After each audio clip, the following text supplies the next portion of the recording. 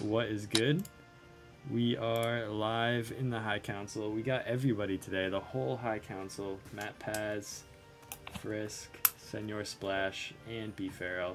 You can say hi. Hello, Frisk hello. gave me flack last time, not giving everybody a chance to say hi. So Hey, everybody. The High Council presides There we over go. all of you in the EPL for your nonsense and tomfoolery.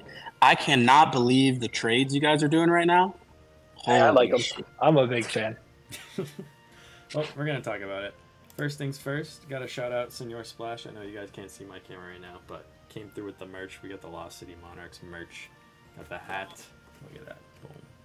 Ready for the season. Alright. Moving on. Let's talk trades. So we're starting off here with the Daigo Getsu trade. I believe that's where we left off last High Council week, even though this was it was only 4 days ago, but time flies. Big deal. Space City Comets and Compass get Daigo Getsu, Faris, one of the Mitsumoris, and Furu. So really, Daigo Getsu, Faris, and some fodder. And then Flick and Squibs get Hakuto, Go, Honda, and Kogarashi. So Hakuto is one of those like kind of B tier slash low A tier pitchers, I would say. Go, probably maybe B tier slash C tier pitching, and then like B tier to low A tier third base, I would say. And then you got Honda, pinch hitter, Kogarashi is kind of whatever. But when this trade came out, I think overall it was like fairly balanced in this case. Like we saw the first Daigo Getsu trade and it was like, damn, red for Daigo Getsu straight up, damn. But here I do think that Compass had to give up at least 3 good players for 1, but I still think that he probably won this trade. I think Daigo Getsu is pretty much top tier, and then Varese is still pretty usable, I would say. Like, throws 155. So he gave up Go, which is kind of tough. His lineup's going to take a little bit of a hit. But overall, I don't know what you guys have for thoughts. I know that Go eventually got flipped for more pieces. I think that when you compare the original Daigo Getsu trade and then this Daigo Getsu trade, this one much more balanced, like you said. I wasn't as outraged. Obviously, people that are in the Discord saw some of my reactions to the original trade. So I think this one was more balanced.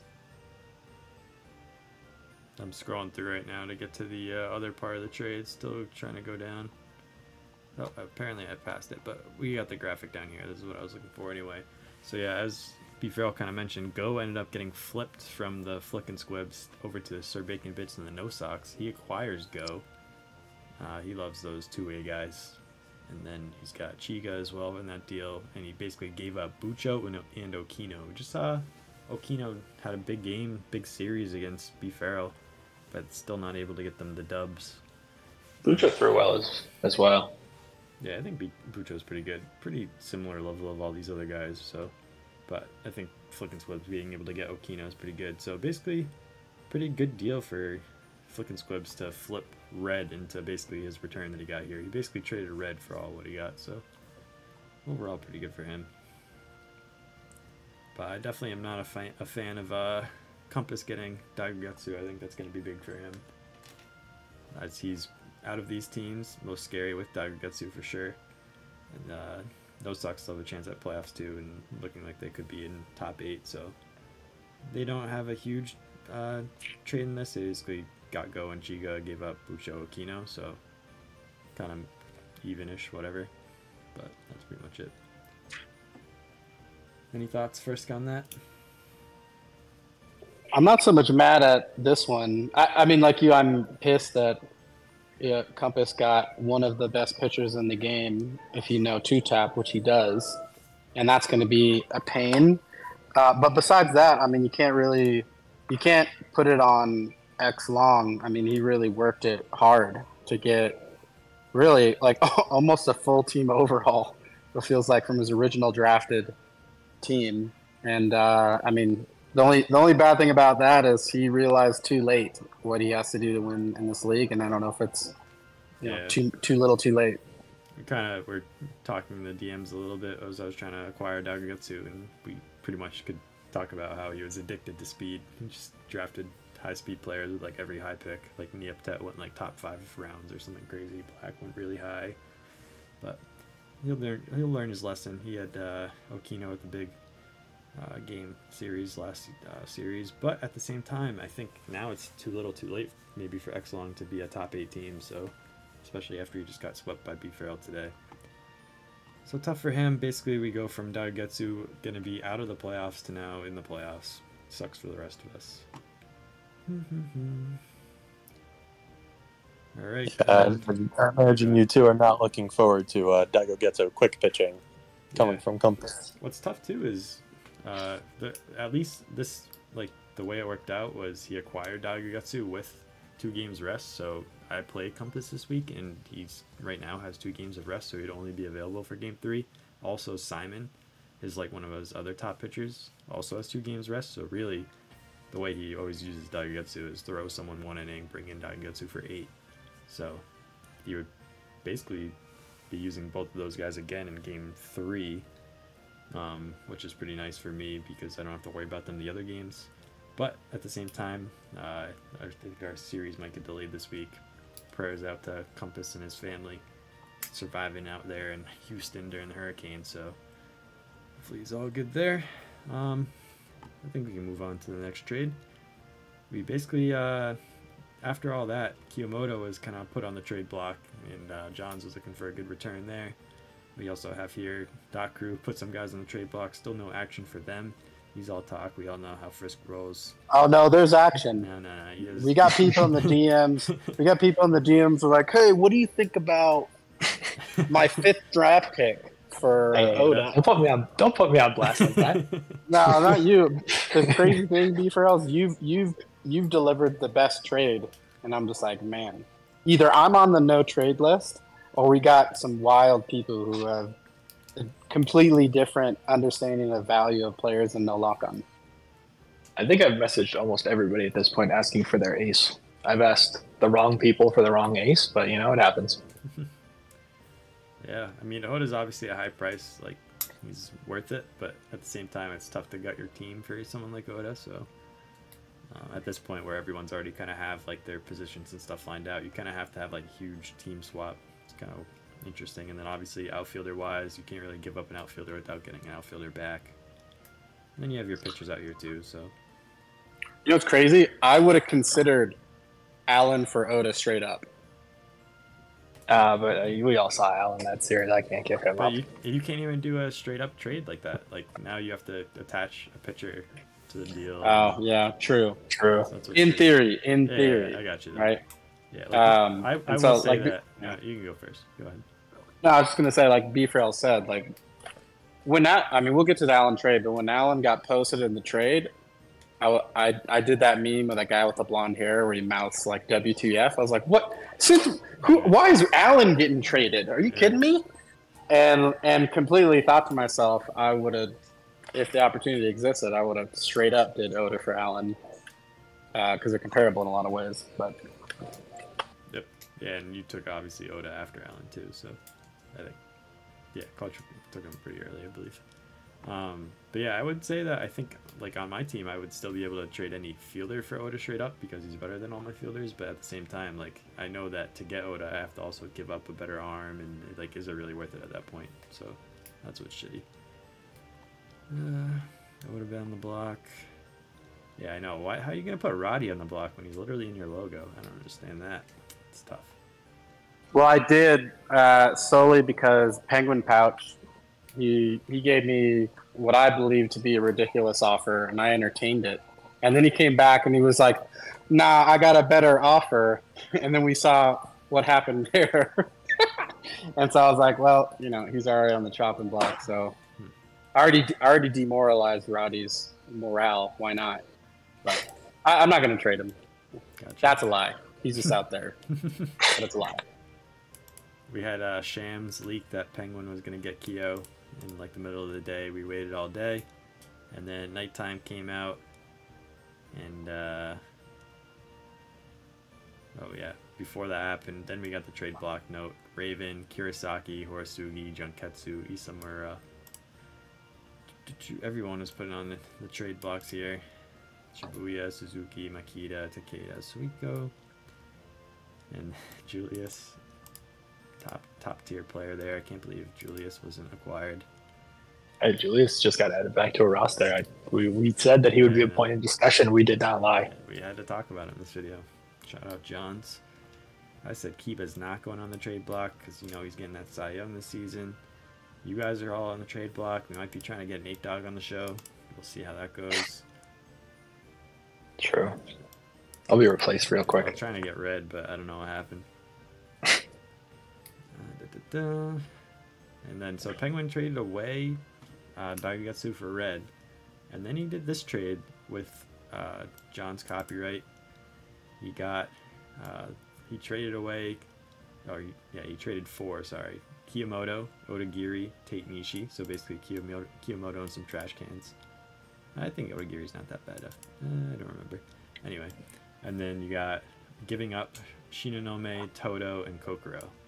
So I tried to do like a similar type trade offer, but I couldn't give everything Johns was looking for, and also my shortstop's not as good as Shinonome, so I was kind of out on Kiyomoto. I think just don't have the assets to acquire him. But Penguin gets one of the top hitters, so his team didn't really have a top hitter, and able to get one there. Maybe he saw how kind of Zumikaku had Takimoto and put it in work with him. He's like, damn, I got to get some firepower in this sheepish.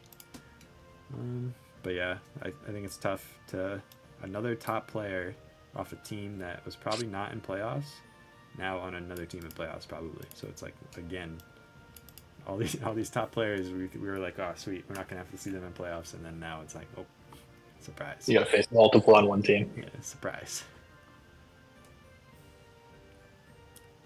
Any other thoughts on this trade? Like, I obviously basically gave up Kiyomoto and gave up 3 good players to get Kiyomoto, but I think it's always worth like trying to tier up, like get players like that. Like, how big is the drop off from Shinonome to Odagiri? Is it really that crazy? And then Kiyomoto's going to play over Toto, so like you're not even really losing a position there. So you're only losing your shortstop, and you're losing Kokoro, who's not terrible as a pitcher, but not amazing, but honestly probably better in like the outfield, just with the thinness of the position. Yeah, I mean that's basically what this was Kiyomoto for Kokoro, and this is when I start to get triggered. I progressively was getting more and more triggered at these trades. I do think these trades are going to go from like bad to worse, or not bad to worse, but okay to get worse and worse and worse as we go through. But like how fair the trades are just get kind of worse. So this one's kind of the middle one. The first one not too bad. The next one, the middle one. The last one I think is the worst one. Yeah, definitely the creeping concern of, you know, when you have these teams that are, at this point, pretty clearly eliminated from playoffs, if they're still making trades, you're concerned about what their motivation is, whether or not they're just trying to, like, give away star players. I don't know. If I had Kiyomoto on my team, I'm trying to hit as many dingers as possible for the rest of the year. But that's just me. But I do think Kiyomoto is going to be a big ad for the Sunrise. I definitely think what's happening is teams are realizing just how much of a hitting league this needs to be to succeed, and are trading away big bats and pitchers to try and get a lot of like really balanced B, C, like maybe high B contact hitters. Yeah, I think people are basically scared to, like, they have to use crappy players, and they're like, damn, I don't want to use crappy players. I'd rather give up my really good player so I can have some okay players, so I don't have to use these crappy players. I think that a lot of this came from the way that teams were drafted. If you look at, I mean, our 3 teams, I think, are 3 of the deepest in terms of the way that this league needs to be played. And I think that a lot of teams either went top heavy and then went for maybe like the speed contact, weird pitching route, and are now realizing I need a superstar, or vice versa, where they had to, like, a lot of really weird pieces that kind of add together can maybe get you one superstar, but they just didn't have great roster construction from the beginning. Yeah, I think that's a good point. The roster construction is pretty tough, and I think that we're all kind of happy with our teams, but then it also kind of makes it, obviously not for you, they just worked out, but it makes it harder to trade too when you're like teetering on a decent roster balance, and then if you have to trade, can you still maintain that balance without like going crazy? Yeah, I mean, when we get to my trade, we can talk about that more and kind of, I guess, like my thought process with some of the moves. I would love to have Onawake on my team. First drafted him before I could pick him, and then but like to trade for him, I can't really trade for him when I'll have Nubis, Naito, and Onawake all on my team. It's gonna be like just redundant. So trying to balance that. All right, last trade I think that we have to talk about is Chicago Curve giving up Allen Raven, Kodaira, and Saruya for Horse Run, Kakoju, and Areki. I think this one's the worst one yet. I do think that Allen is like a top tier pitcher. I think, again, Horse Run's not bad, probably B tier. Kakoju's not bad, probably B tier, but the drop off from Kakoju to Kodaira is like not that crazy. And then Areki drop off to Saruya, I mean, they're both not that great, but Areki's obviously a little bit better. But then you have Allen, who's, again, we talked about how thin outfield is. So to get an outfielder that's like pretty solid and then also get a top tier pitcher, bro, that's like a huge trade, and obviously a great trade, I think, for the Bandits. And again, another playoff team acquiring a top tier player when you would have been eliminated. Yeah, I gotta hand it to bfarrell. Sorry, mpaz, you go. I was just gonna say, I think this one really set off Frisk when he saw the trade details. Yeah, I think this was also, I was trying to negotiate for Oda when this trade was also being negotiated. I was messaging Frisk and trying to figure it out. So I think if I had landed them both in one day, the tilt would have been remarkable. No, I mean, I'm not going to tilt on any of you guys. It's just generally, like I said, we just talked about it. I'm progressively getting triggered at the roster construction of a lot of people in the league, and then kind of realizing, oh crap, like my skill set is different than what I built my team for, and then just giving up S tier pitchers and A tier outfielder hitters for a Horus Run, who, don't get me wrong, is good, but like a closer, right, at best. Yeah, I'd been using him as like a back end, like a long Josh Hader type thing. Even if you prefer Horus Run to Allen for some reason, like one's going to give you max maybe 3 innings, or the other one can give you 9 if you need it to. So it's just like a crazy drop off in production that you're going to get from them. Yeah, obviously a big trade, and I don't think we have to really talk much more about anything else. Just going through. What pick did Allen go again? Was it like second or third? Right? Like 6? I want to say he was like top 2, top 3. Compass Toy went one, first. I think Clutch was third because he was in odd, so I believe he's third. We can check. I have it up. Tough. Let me see. I think Horse Run was my third pitcher picked because I think Karama was second pitcher, even though he went I third. was using. Yeah. Third it was. Yeah, and then there was also in the DMs, YG, I guess we could talk about this. YG also had an offer for Allen as well. We didn't even talk about it. He was going to go out Victor, Amazaki, Hanba for Raven, Kurosaki, Shogugetsu. So not only he was going to get Raven, he was going to get Kurosaki too, which is just like ridiculous. Because at first I'm reading it, I'm like, Kohlberg and Amazaki for Allen's like more fair, I would say, because you're giving up like a top tier outfielder and a pretty top pitcher. Even then, I would still rather have Allen.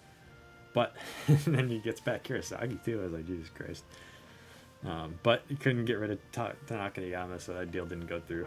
And yeah, Glad I turned that trade down. So that's good at least. And then he had his players on the trade block. I haven't really heard anything yet about YG making any moves. Did reach out for Victor, but I don't think I'm going to be able to acquire him.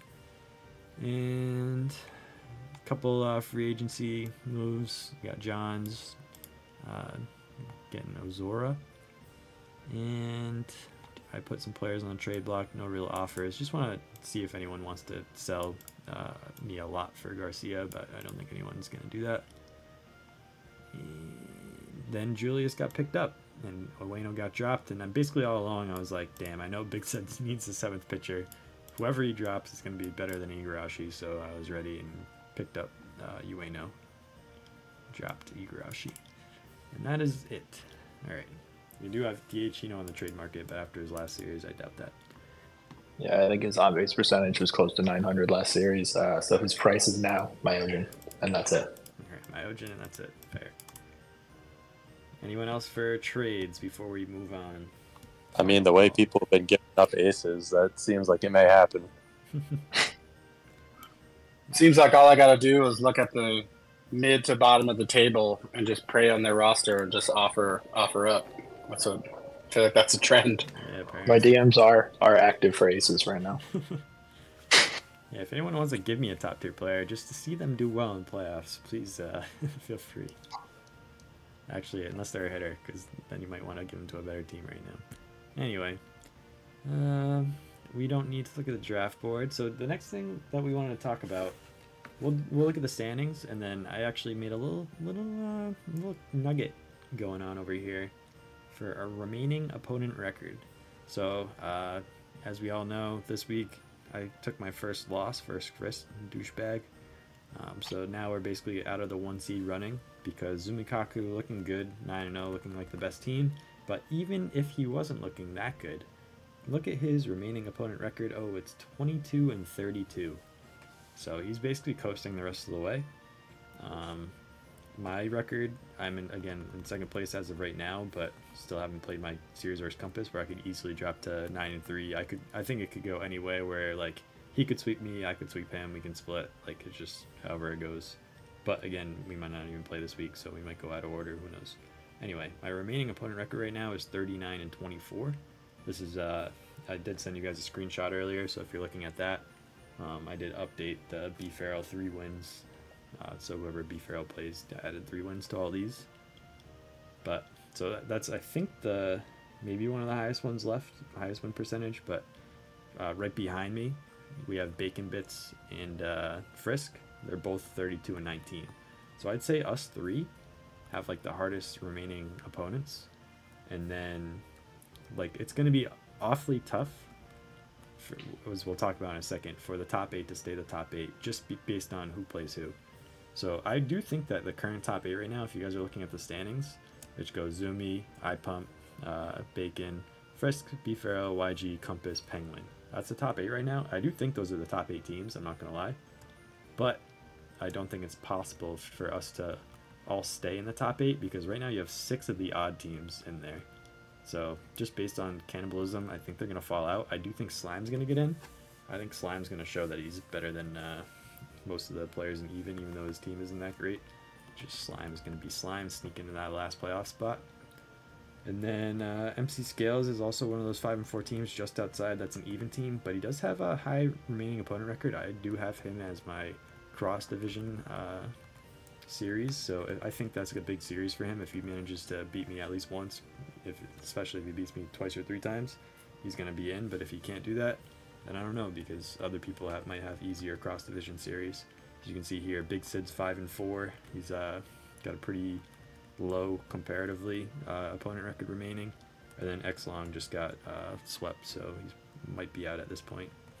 3-9 now. So again, remaining strength of schedule, we basically have me, Bacon, Frisk are most likely to drop out at this point. bfarrell, he's already kind of played his hard games for the most part. I think he just has, you have me and Bacon left. Yeah, I have Frisk and Bacon this week. I play you to end the season. Right, yeah, so you still have some, but then you also have some easy ones, I guess. I did have Long on there too, so that's probably why it doesn't look as well too. So that would have to come off. He was 3-6, so 20-22 as your remaining opponents, I think. Not bad. Not bad. But again, you have me, Bacon, and Frisk. So I could go 0-9 in those games. Yeah, but I think again, me, Bacon, and Frisk, we just haven't played like each other. Like me and Frisk played, but like we haven't played the YG, we haven't played Compass. So We'll see how that goes. I have a feeling it's going to be Bacon Bits, myself, Slime, and Scales fighting for the last 2 spots. Yep, I can see that. I can see myself dropping down too. Again, I have a hard opponent record and I haven't been playing well, so I think like if I play up to my potential, I should be fine. But I think my cross division series is big for me as well. Again, because I have to face all these top put teams, but I think it should be okay to still be a top 8 team. But I don't think I'm going to be near these top 3 seeds by the end of it. All right, I guess we can do a quick review of like week 3. Like I don't think we need to talk about it too much, but do Splash or mpaz anything about the standings? Or are we good? I mean, I wish it would end up as the teams that are currently in the top 8 stay in the top 8, but like you said, I don't think it's very realistic with the schedule. I think they're the best 8 drafted teams. I think they're the best 8 players, and also then Slime is like right there if you could draft a regular team. I don't understand Slime. You're just a crazy kid, Slime, but he's still nasty. So Sama Matsu gonna probably lead the league in home runs and go crazy in the All-Star game again if you even have that. Anything else, Splash? Are we good? I think we're good. All right, word. Week 3, White Comets beat the Curve 2-1.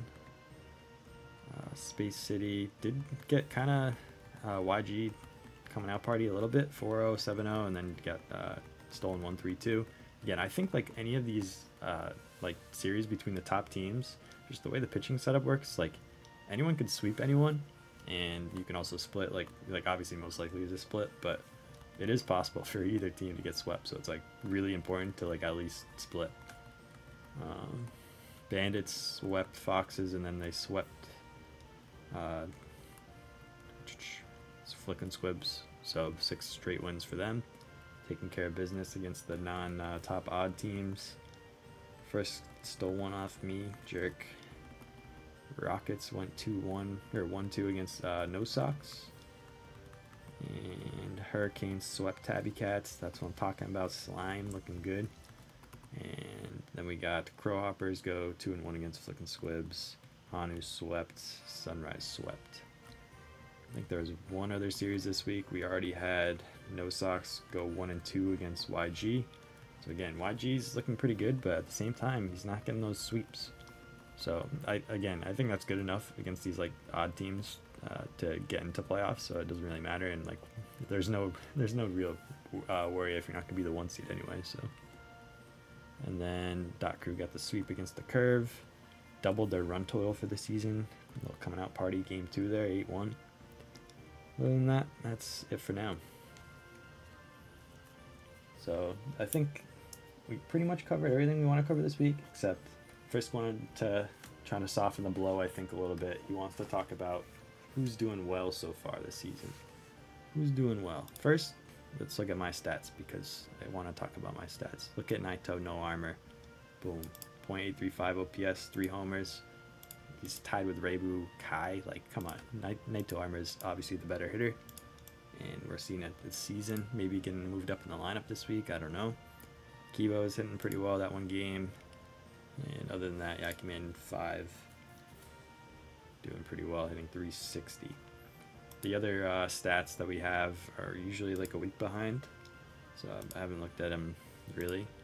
We'll look at the league leaders, but yeah, I think this is behind because you have Yakiman 5 is hitting 500, Myojin's still 542, which was like a little bit ago. And they're already in week 4 now, I think.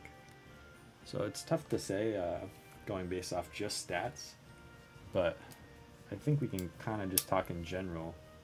Who do we think's doing like best, like hitting wise, fielding wise, pitching wise, and just team builder roster wise? And I definitely came up with that, not Frisk.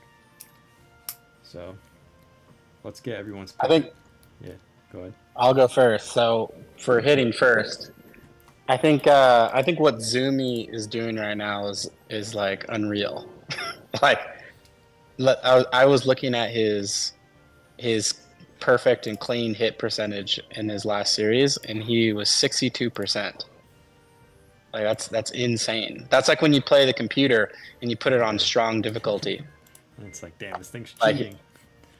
Yeah, like, dude, for whatever reason, he's on everything, right? Incredible Eye on everything. I don't know what controller he's using or what he's doing, what witchcraft he has, but like, I don't think even in your prime pump, I don't think I don't. Now he doesn't obviously doesn't swing very many power swings like you do. He's just pure contact. But I don't know if I've ever seen you hit as consistent as he's hitting right now. I'd have to go back and look at my one stretch and hyper offense, but that's about it. Yeah, I haven't been locked in like that for a while, so it's scary that he's locked in at this point already in the season. Hopefully he peaks too early, you know, gives some hope for the rest of us. But let's go back to the schedule, and we'll look at the Hanu. Because again, like, I think it's only going to get worse like for the rest of the season. I think Takimoto's already 3 homers as well, and he faced already Penguin Pouch, which I don't think he had a crazy pitching staff. And then I don't remember off the top of my head Jeff and Matt's pitching staffs, but Big Sid's a pretty good pitcher, so we'll see how he does versus Big Sid. And then after that, MC Scales, Haha Healy, he does have Long, and John's Slimefall. So I think Zumi's gonna lead the league in like a lot of stats and a lot of categories. So he is like on one hitting wise right now. And then I think I had the run differential before too, just a crazy run differential right now. He's at 41 on run differential, so like he scored 47 runs, which no one else is even in the 40s.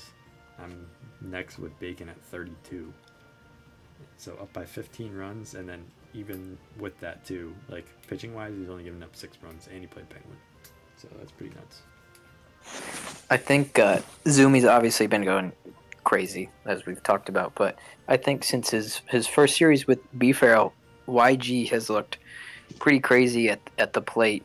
I remember watching Compass's stream. He was going nuts about how good YG's eye was. He wasn't swinging at like any balls. And then even when Compass won, a lot of his outs were just hard hit right at fielders. I think he's just been steadily improving at no lock on since this league started.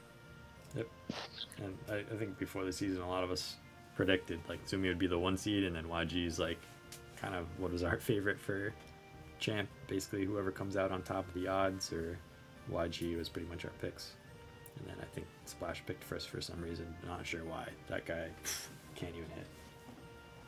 He's sucking up because he wants that college football code first. Pretty sure he knows what's up. He knows what's up. I'm trying to get out of work on Friday.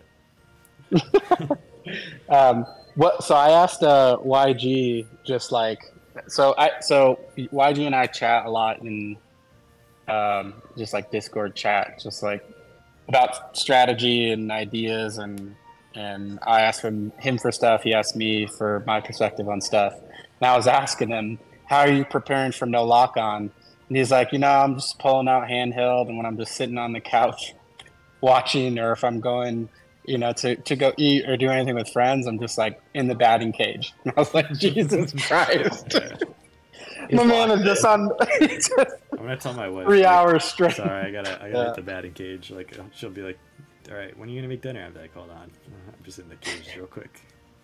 But yeah, I think that is the best way to get better, is to play a shit ton. Like, I feel like the best I was playing was when I was playing all the time, pretty much like an hour a day, and a lot of Power Fest on expert, shit like that.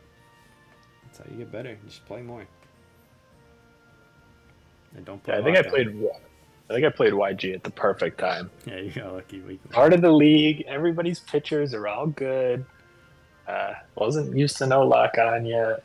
And we will say, like, the one thing with YG's team, as we've kind of seen throughout the season, is can his bullpen basically hold up? Because he's obviously a good hitter, but at the same time, he does have a couple pretty sus pitchers. He has to rely on Cujo a lot, who's just like 152, and that's it.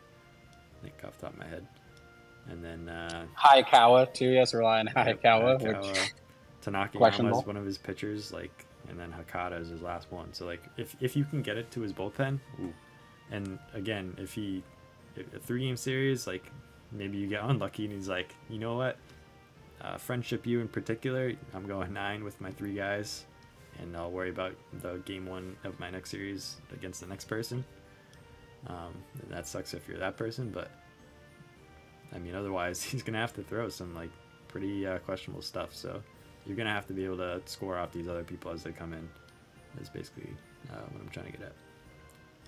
That's how you're gonna beat YG, I think, unless he makes another big trade and acquires people. Which at this point, someone's probably just gonna hand him. I don't know. I'm looking through here. Whatever. A top pitcher. Someone's gonna hand him a top pitcher for nothing. That's how it's gonna go. So, and then the other thing we want to talk about was like who's doing well pitching. So, I got a hot take for you. You ready for it? Yeah, go ahead. As much as it pains me to say it, I think best pitching so far is you, Pump. Your run differential is pretty cracked. You drafted, I think, the best pitching. Yeah, I think that's it's kind of a loaded thing though, because I think I drafted the best pitching, but I don't think I have been the best pitching. So I think picking Kiba was like, bruh, how did he fall to 13? That's pretty funny. And then Yamino too, like everyone just kind of sleeps on Yamino. I don't know why. Like he throws 159, that's tough, and he's got a change up so he can pull the string on them. So like it's not like the grossest thing, but so you'll trade him to me, gross. And then I have Onishi too, who's like another like decent velocity person. So like out of your number 3 guy, like not that bad. And our relievers are our relievers and just hanging in there. But and then defensively, we're still not that great. Like we have 2 crazy outfielders and then a couple slow spots out there, first base, left field, which we'd like to shore up to kind of help our defense a little bit. But so far, it hasn't really bit us. Let's see how it goes. I will say, like, as far as like we talked about it a little bit, but I only have given up 3 runs, but the teams that I played have definitely not been the top hitting team so far. So we'll see. I mean, I do say that, but then at the same time, like I'm looking and like Clutch does have 15 runs, and then obviously Frisk just put up 10 against Clutch. So maybe it is just me. So I think this first series or Compass or whoever I end up playing next week will be like the real like test of like, all right, how's my team actually stack up? How crappy are my first base and left field gonna haunt me? And we'll see there. But I do think that as far as like my team matchup versus Compass, I do think that I match up pretty poorly because he does get lots of blue pits and like my team is slow as shit at first base, left field. So might have to do some finagling with the lineup. Other pitchers, like I will say, like I hate facing Frisk. That dude just always wants to freaking throw balls just outside and like make me wait all day. My games take like 45 minutes each, and I'm like, oh my god, why is this dude gonna throw me a strike?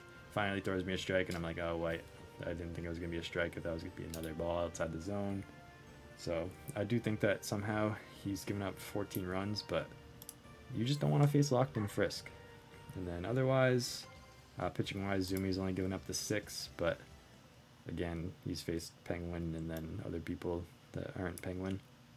And otherwise, there's not too many. I think we talked about it offline a lot, but I think Bacon's strength is his pitching too, and he always drafts well pitching-wise too. So that's another team that's like tough to score off. So that's kind of what I'll. I would like to say, other than I mean, props to Compass. You know, he's great at everything in this game. I think the hardest pitching matchup that I've faced so far was X-Long. I mean, I really only scored on home runs where I just happened to be in the right spot. But in terms of like pitching just outside the zone, I know his record doesn't reflect it, but just pitching like skill, I think that he's got to be up there. Yeah, I think obviously the problem with the X-Long right now is the hitting. Just only 8 runs scored, and that was before your series, so I think he got like 2 or 3. But that's obviously his problem, is just hitting right now, and also just the way he drafted hitting-wise too, so it kind of goes hand in hand. But yeah, X-Long was looking pretty good. The only thing I'll say is there was a lot of juicy forkballs out there that I was surprised you weren't smoking, so. I finally caught one in the last game. That pitch is dangerous, I will say that. And then yeah, split finger, Go ahead. fork ball in the zone. You just don't want to do it. You just can't. It's like because the movement is just straight down, and that's one of the most natural movements when you're holding a controller. It's just the easiest one to hit.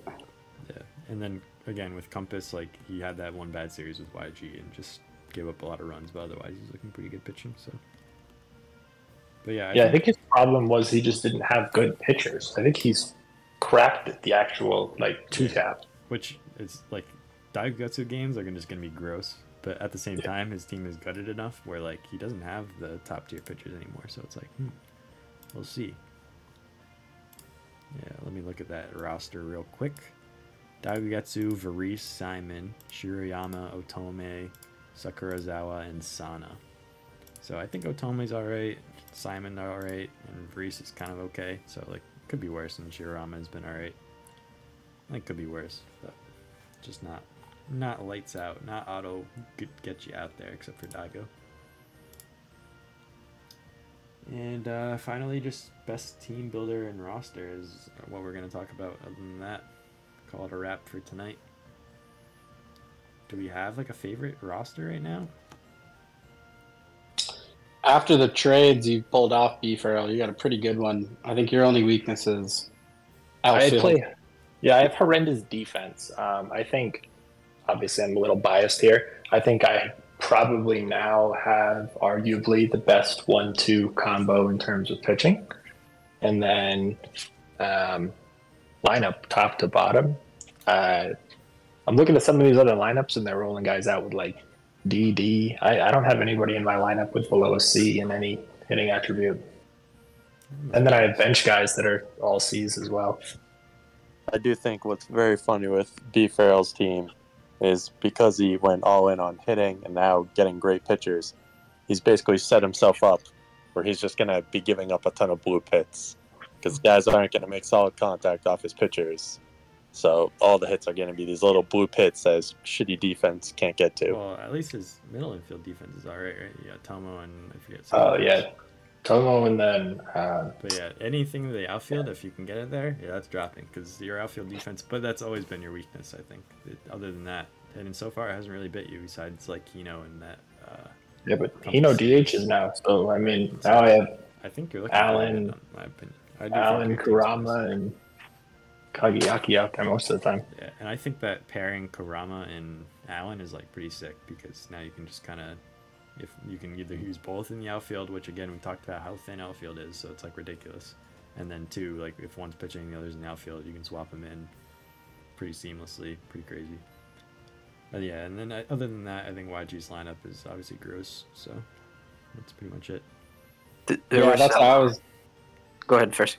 I was gonna say, yeah, that's what I was gonna mention. YG, like, I think Compass, because he was the first overall pick, and he picked Toy. I think his game plan didn't fare out the way he wanted to, right? Because he got Toy, but then he had to wait 30-something picks, right? And that just kind of always put him chasing. Otherwise, he's a pretty good roster builder. You know, Clutch had to do an overhaul because of the way he drafted. You know, there's John did an overhaul because of the way he drafted. You know, Sir Bacon Bits had a plan to go get pitching, right? So it's not he built a team to his strength and weaknesses in the same way that Slime does, but different because, you know, Slime just picks who he likes.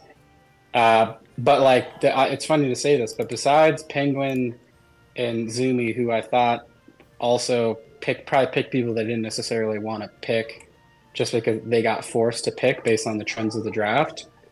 Like, YG is probably the only one besides us on the call that I think is like extremely happy with their team. The only thing I know YG wishes he didn't do is pick Tanakayama. Yep. Because that I don't think he accounted for that, how important that seventh pitcher was going to be. But if he drafts someone else, if you look at that, he drafted Tanakayama in the 9th, right? Oh my god, yeah. He could have got so many different shortstops, or even if that's a different pitcher, right? Like Areki went after that.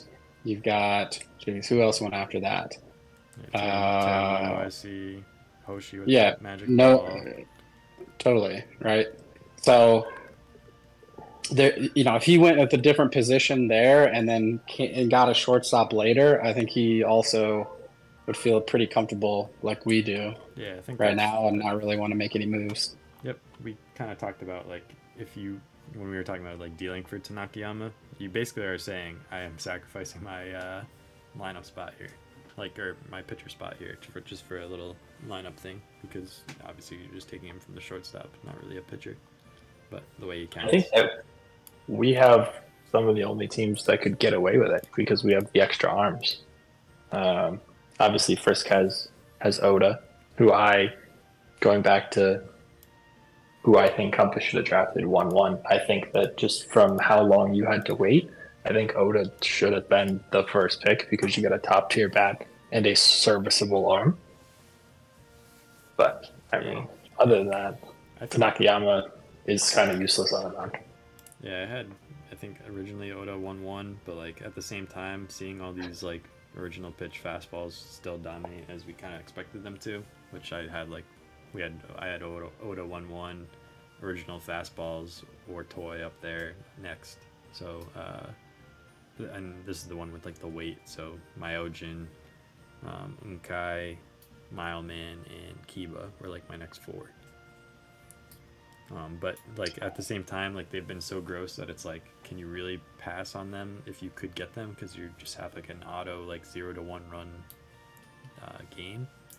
But at the same time, Oda gives you that flexibility to have that extra pitcher. So it was crazy to see him go all the way to Frisk at 9 or something. Yeah, I was ready to take Kiba punt, but I just couldn't. I just couldn't let him sit on the board that late. Yeah.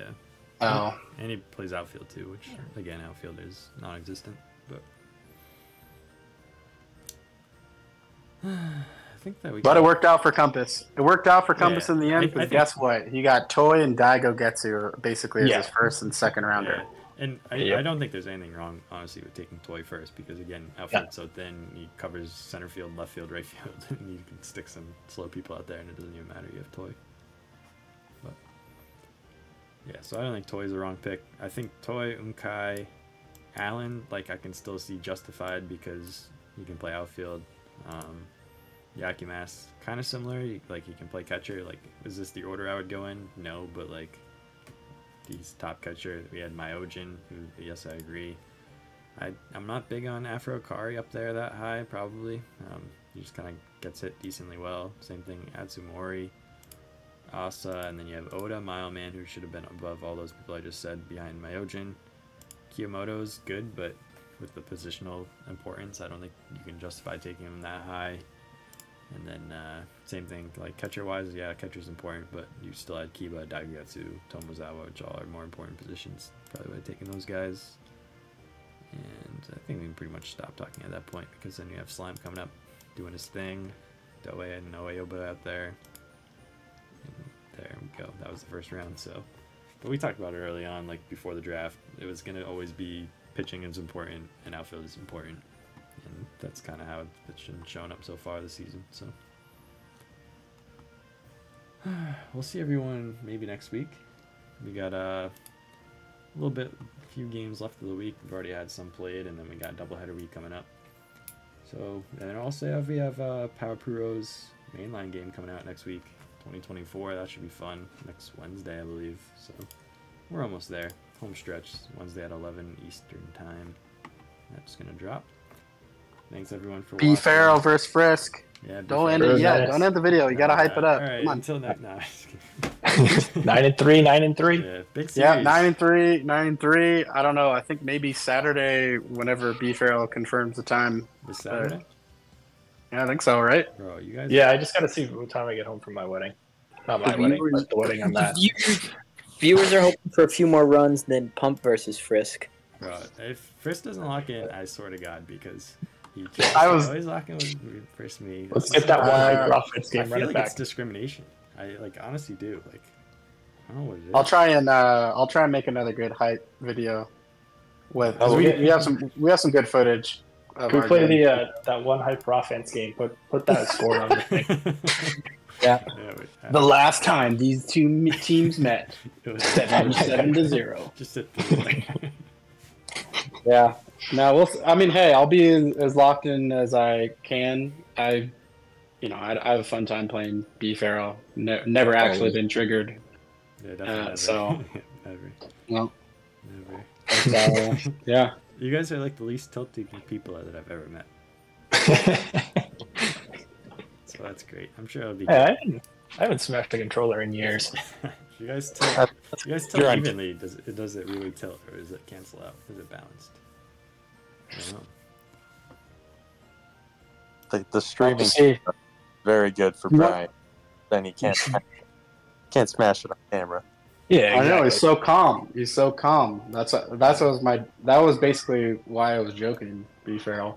That's why. It's like I was expecting you to like rage and just like Oh, be, like, yeah. a Yeah, dude that exactly. walks around with his shirt off when he plays Madden, Stand there pacing. and then here you are, just like whispering sweet commentary into my ear, and just So, you want to do Discord together, So seductive. or is that really going to mess you up?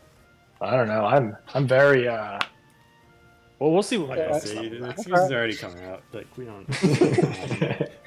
It's all right. Well, you think about it. Big game, regardless. Yeah, maybe I would have hit a little better if I wasn't on Discord. Maybe I break out the deuce juice. Oh. The deuce juice. Yeah. Score some runs. All right. Once again, Me too. shout out the merch. Shout out the High Council. Thanks for everyone giving their time today. Until we get traded. Yeah, well, we'll see. They made improve their worth a little bit today. So, until next time, thanks everybody. Peace.